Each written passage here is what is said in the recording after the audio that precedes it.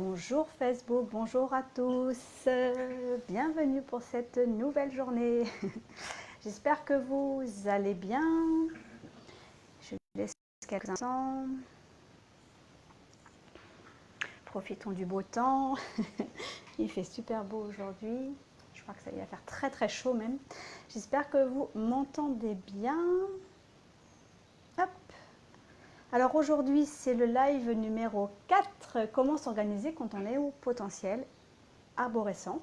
Donc c'est le quatrième live des 7 lives pour reconnaître son HPI que j'ai donc commencé la semaine dernière. Et aujourd'hui, je voudrais vous partager comment s'organiser quand on est au potentiel et arborescent. Alors pourquoi? C'est aussi une des caractéristiques fondamentales donc, des personnes qui sont dans ce fonctionnement-là, puisque vous avez une façon effectivement de recevoir les informations, d'accueillir les informations et les détails, les données, et assez régulièrement, quand je croise des personnes ou quand j'accompagne des personnes dans mes programmes, ce qui ressort régulièrement, et déjà le premier constat, c'est que régulièrement, on a pu leur dire qu'ils sont éparpillés, qui ne sont pas structurés, qui sont voire même parfois stressants, voilà, qui sont instables parce qu'ils n'arrivent pas à s'organiser, ils n'arrivent pas à structurer leur temps et leur travail. Donc une fois que vous avez identifié ça, hop, vous nettoyez ça. Encore une fois, ce ne sont que des préjugés, des croyances de votre entourage parce que vous êtes dans un fonctionnement différent. Donc une fois que vous l'avez identifié, hop, vous pouvez, vous pouvez du coup dire ok, ça c'est toi qui le dis et moi en fait mon fonctionnement, enfin tout ça c'est mon fonctionnement et c'est ok. Par contre, l'autre point, c'est comment vous allez pouvoir vivre avec sans avoir gardé effectivement ces croyances-là comme quoi c'était vrai, hein, que vous êtes quelqu'un d'éparpillé, quelqu'un qui fait 36 choses à la fois. Oui, c'est vrai, vous faites 36 choses à la fois. Et mon objectif aujourd'hui, c'est vraiment de vous partager, encore une fois que vous l'avez identifié, de structurer, mais de manière légère, sinon ça ne va pas fonctionner, de structurer votre temps à votre façon. Ce que je vous conseille, alors déjà, ce n'est pas de l'éparpillement, c'est le fait que vous accueillez différentes informations en même temps, il y a différents stimuli externes et ce qui se passe, c'est que les différents stimuli externes, on les vit dans notre corps, mais au-delà de les vivre dans notre corps, nous on a nos cerveaux qui tout de suite, hop, accueillent et avec l'arborescence fait qu'on est presque arrivé déjà à une solution, à une idée et du coup tout se bouscule dans notre esprit. Mais c'est pas être éparpillé, c'est que concrètement, c'est comme ça que les choses arrivent dans votre tête et dans votre corps et c'est complètement ok. Ça, il faut pouvoir aussi l'accepter. Par contre, ce que vous pouvez, et ça c'est non négociable, ça fait partie de vous. Donc, la vigilance que je vous conseille à avoir, c'est justement, il y a tout ce panel d'informations qui arrive. Si vous voulez éviter effectivement l'épuisement, voire presque, enfin même le stress parfois, c'est comment vous allez pouvoir structurer et poser la limite par rapport à tout ce flot d'informations qui peut arriver, ou enfin, je dis informations, idées, projets, tout ce qui peut arriver dans votre tête et du coup qui vient stimuler aussi des envies assez rapides en général. Donc, oui, vous sautez du coq à l'âne, oui, parfois il y a des oublis, oui, des fois ça provoque du stress, mais c'est ok. Ne placez pas non plus la barre trop haute parce que régulièrement vous êtes dans du perfectionniste. N'oubliez pas, le perfectionniste, c'est un manque de confiance en soi, c'est de l'auto-sabotage. Donc ça, hop, on range. Oui, vous pouvez oublier, c'est ok. Oui, des fois vous sautez du coq à l'âne, mais c'est aussi parce qu'à un moment donné, votre cerveau, il a besoin d'une soupape. Il a besoin aussi de sortir de ça et de pouvoir s'apaiser.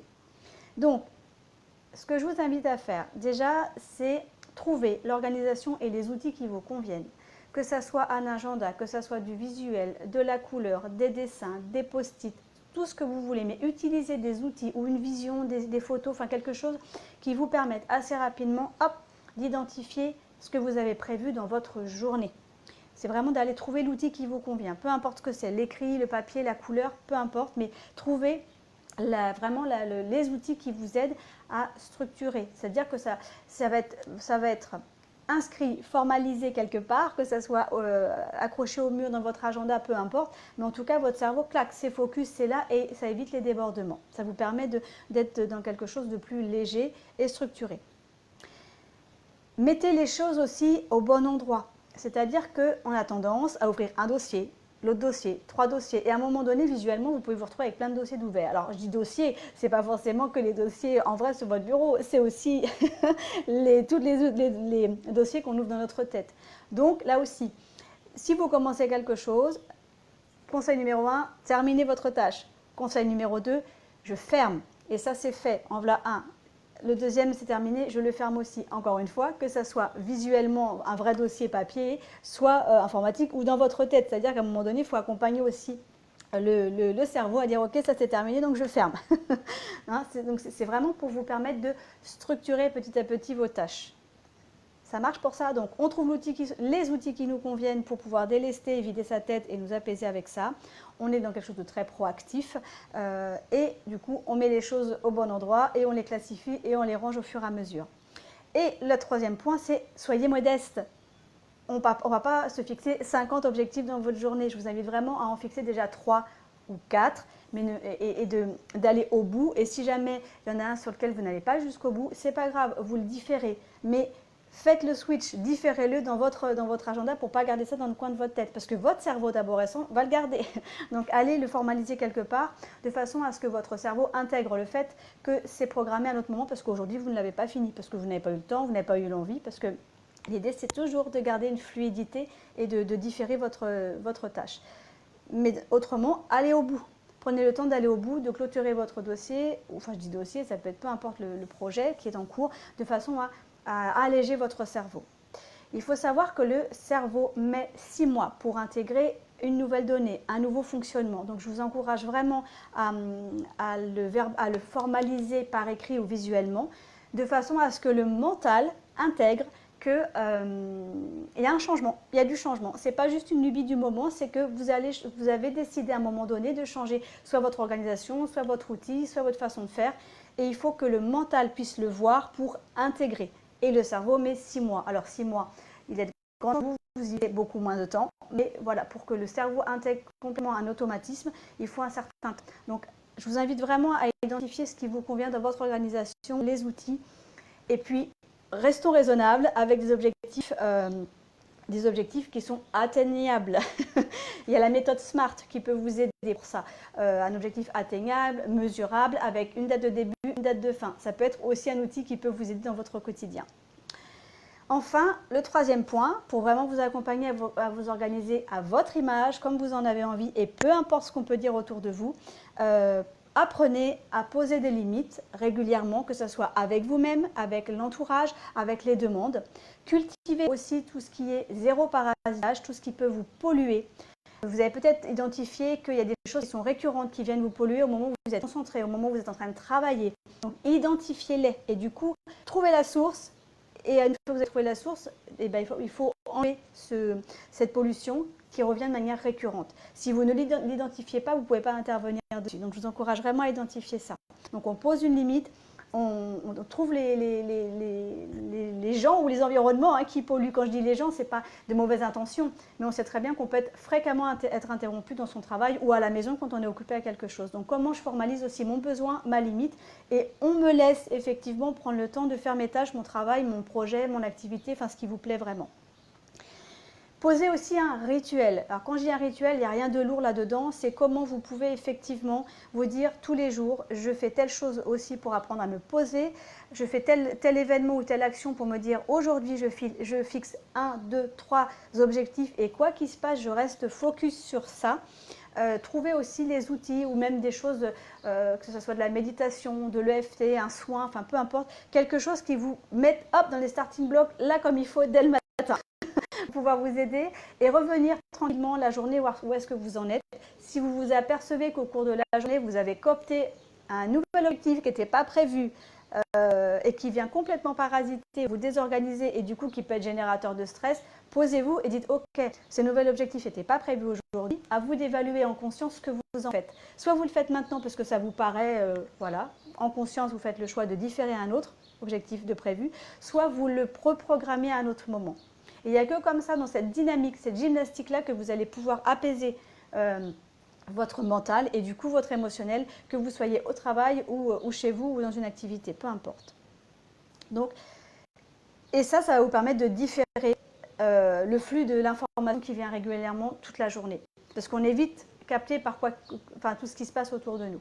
Donc, apprenez aussi à différer le flux de l'information qui arrive au fur et à mesure. Donc, c'est vraiment des pistes que je vous encourage vraiment à expérimenter. Vous allez voir ce que ça peut donner. Ça va être beaucoup plus léger et votre organisation elle va complètement vous ressembler. Et peu importe ce que peuvent dire l'entourage, les collègues, si votre organisation et qu'elle vous permet d'être efficace, d'être bien et surtout de ne pas finir complètement épuisé à la fin de la journée ou à la fin de votre vie, n'hésitez pas, surtout pas à la mettre en place. Respectez aussi vos rythmes physiologiques. Oui, effectivement, on est dans un système qui nous amène à faut se lever à telle heure, faire tel nombre d'heures par jour.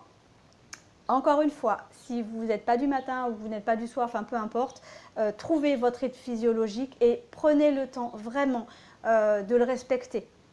Quoi qu'il se passe, même si le système il n'est pas du tout open à tout ça, identifiez ça parce que ça aussi, ça va vous aider complètement dans votre quotidien en termes d'efficacité, dans votre organisation.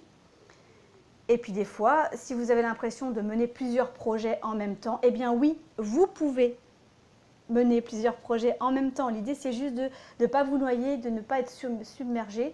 Et même si l'entourage, même si les collègues, peu importe, vous disent que vous êtes éparpillé, non. Votre fonction vous permet effectivement, votre fonctionnement, pardon, vous permet effectivement d'avoir 1, 2, 3, 4 projets en même temps et ça fonctionne. L'idée, c'est juste de trouver la limite.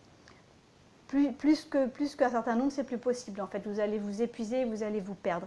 Par contre, que vous en ayez plusieurs en même temps, c'est OK. Que vous ayez plusieurs activités dans une journée, c'est complètement OK aussi. Ça fait partie de votre fonctionnement. Et vous en avez besoin. Parce qu'il faut du sens, il faut du plaisir, il faut de l'engagement. Et c'est souvent ce qui se passe quand on est au potentiel ou arborescent. Eh bien oui, on a tout un panel autour de vous et c'est un vrai bonheur. Donc profitez-en, quoi qu'on vous dise. Et je vous invite vraiment à être dans le respect de vous-même et à mettre tout ça à plat parce que c'est ça qui va vous aider à vraiment identifier qui vous êtes et ce dont vous avez besoin et ce qui marche pour vous.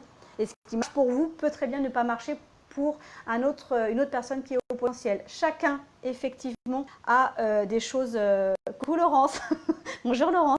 J'ai pas vos commentaires, donc je ne sais pas qui est là. Donc voilà, trouvez vraiment la bonne info pour vous. Et c'est ça. Respectez-vous, soyez à fond avec vous. Et ce que je disais, c'est qu'une organisation pour vous peut ne pas marcher pour une autre personne qui est aussi atypique. Oui. Merci Laurence. De même, avec beaucoup de plaisir. J'espère que tu vas bien. Ça me fait plaisir d'avoir de ces nouvelles. Voilà, donc si ça peut vous éclairer, vous aider, et puis franchement, croyez en vous, allez-y.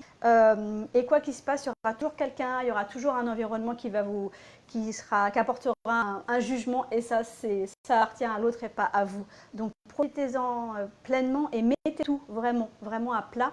Je suis sûre que vous avez possibilité de prendre du plaisir, d'être dans le flow à partir de votre organisation, à votre image. Donc, je vous encourage vraiment à y aller. Voilà pour ce 4e live. Ça va super vite en fait. Donc, je vous retrouve demain pour une autre thématique, toujours en lien avec le haut potentiel. Et l'objectif, c'est vraiment l'idée de vous permettre d'y voir plus clair, d'y trouver des clés. Et puis, peut-être à un moment donné, de prendre conscience que, ben oui, vous êtes peut-être arborescent. Mais c'est ça que j'espère. Belle journée. À demain.